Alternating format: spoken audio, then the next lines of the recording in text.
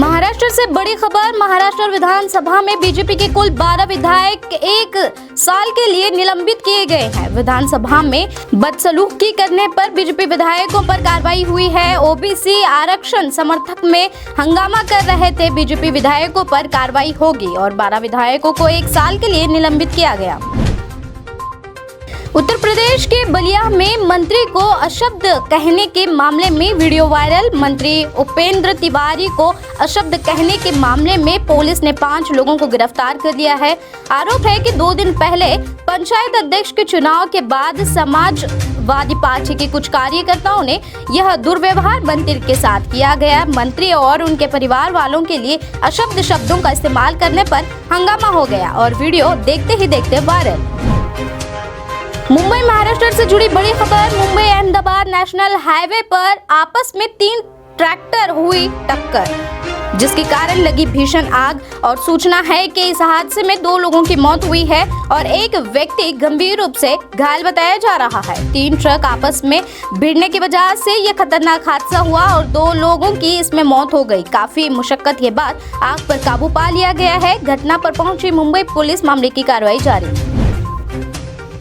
शनिवार को बॉलीवुड सुपरस्टार आमिर खान ने अपनी पत्नी किरण राव को डिवोर्स देने के बाद काफी ट्रेंड करने लगे, तो वहीं दूसरी तरफ एक्ट्रेस फातिमा सना शेख भी सुर्खियों में नजर आई। आमिर के डिवोर्स के बाद फातिमा सना शेख पर ट्रोल भी किया जा रहा है। अब सुर्खियां है कि फातिमा और आमिर के बीच रिश्ता हो सकता है।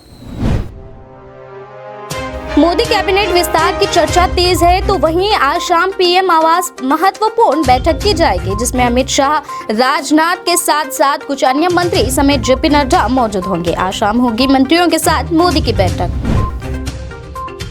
जम्मू कश्मीर में आज से आगामी विधानसभा चुनाव से पहले परिसेवन को लेकर तैयारियां तेज हो गई हैं। वहीं पर राज्य में आज से डेलिमिनेशन कमीशन का 4 दिनों तक दौरा होगा। 9 जुलाई तक ये दौरा चलेगा।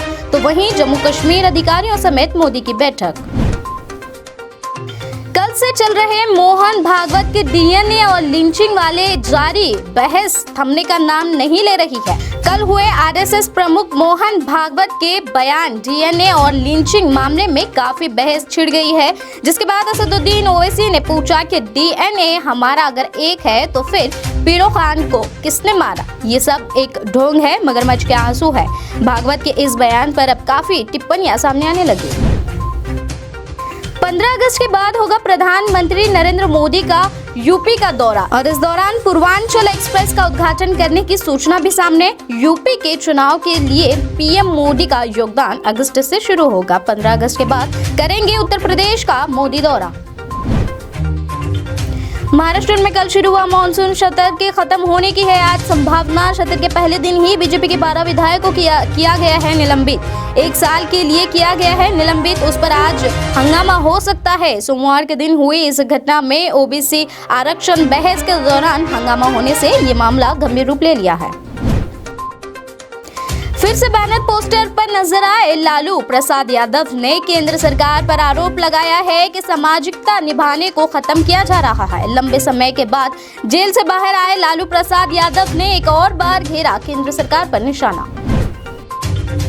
पूर्व राष्ट्रपति प्रणब मुखर्जी के बेटे ने कांग्रेस छोड़ दी है। अब वे टीएमसी में शामिल हो गई है। कलकत्ता में अभिजीत मुखर्जी ने टीएमसी पद थामा और टीएमसी में सदस्यता ली है। अभिजीत मुखर्जी के इस फैसले पर उनकी बहन ने निराशा जताते हुए ट्वीट किया।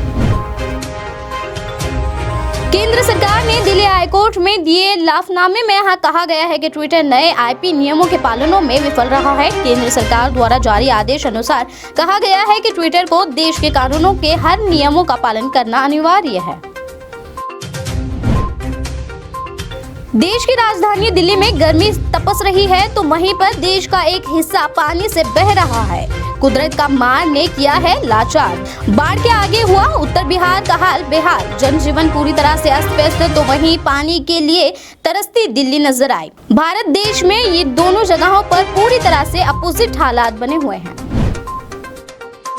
हैरान करने वाली तस्वीर सामने आई है, जहां जंगल में लगी भीषण आग में 4 लोगों की मौत हो चुकी है। ये आग पहाड़ी इलाकों में लगी और ये आग घर तक पहुंचने में ज्यादा देर नहीं लगी और देखते ही देखते इस आग ने आबादी वाले इलाकों में अपनी छाप छोड़ दी है। साईप्रसा के दक्षिण मध्य इलाकों में के जंगल में रहे ये आग अचानक से भीषण रूप ले ली। भारत देश में चली चर्चा कोरोना तीसरी लहर की सूचना है कि जुलाई के अंत तक आएगी कोरोना की तीसरी लहर। महामारी से बचाव के लिए तैयारी शुरू और इसका खतरा सबसे ज्यादा महाराष्ट्र में देखने की है आशंका, क्योंकि कोरोना दूसरी लहर के 80% मामले महाराष्ट्र से ही सामने आए थे। तो इसी के चलते बचाव के लिए अब सतर्क रहने की है चेतावनी। 2 साल की मासूम बच्ची ने बचाई अपनी मां की जान, 7 महीने के एक छोटे भाई की भी जान। खबर यूपी की है, जहां रेलवे स्टेशन पर बेहोशी की हालत में पड़ी मां को देखते हुए 2 साल की छोटी बच्चे ने रेलवे स्टेशन पर मौजूद महिला पुलिस का हाथ थामकर अपनी मां की ओर ले जाती है और इसी की मदद के जरिए महिला और उसके बच्चों को अस्पताल रवाना किया जाता है। एक वायरल वीडियो सामने आया है जहां पर अनोखी तरीके से एक शेर घास खाता हुआ नजर आ रहा है। जी हां, शेर भूखा नहीं है, बल्कि ये घास खाने के शेर की एक अपनी वजह बताई जा रही है। ये तस्वीरें उस पूरा में एक जंगल की है। ऐसा नहीं है कि टाइगर भूखा है, बल्कि टाइगर घास खाने का अपना कारण है। दरअसल डॉक्टरों की मानी जाए तो टाइगर अपने डाइजेशन को ठीक करने के लिए कभी कभी घास खा लिया करते हैं। पश्चिम बंगाल में नहीं थम रहा बीजेपी और टीएमसी के बीच झड़प का मामला। बांकुड़ा में देर शाम दोनों पार्टी कार्यकर्ताओं में हिंसा झड़प हुई। मारपीट में बीजेपी के 6 और टीएमसी के 4 कार्यकर्ता गंभीर रूप से घायल हो चुके हैं। सोमती में बीजेपी के एक कार्यक्रम का आयोजन किया गया था, जिसे बंद करवाने के लिए पहुंचे टीएमसी कार्यकर्ता और इसी समय मारपीट शुरू हुई। कर्नाटक की राजधानी बेंगलुरु समेत राज्य के विभिन्न हिस्सों में चल रही है जोरदार बारिश। लगातार जोरदार बारिश, सड़कें डूब चुकी है पानी में। जनजीवन में संकट उठाते नजर आ रहे हैं लोग। बेंगलुरु मैसूर सड़कों पर लगा लंबा यातायात का जाम। सड़कें बदल गई है नदियों के मंजर में। बेंगलुरु सदाशिव नगर समेत कई अन्य राजाजी नगर के अलावा भी कई जगहों पर जोरदार बारिश होने की वजह से कल 3 घंटे तक यातायात जाम भारी रहा। पश्चिम बंगाल कलकत्ता में चल रहे फेक वैक्सीनेशन मामले को लेकर प्रदर्शन कर रही है बीजेपी की कार्यकर्ता। कलकत्ता नगर निगम तक होगा धरना प्रदर्शन जो कल किया गया है। फर्जी टीकाकरण मामले को लेकर सत्तारूढ़ टीएमसी के खिलाफ बीजेपी कार्यकर्ताओं का आक्रोश।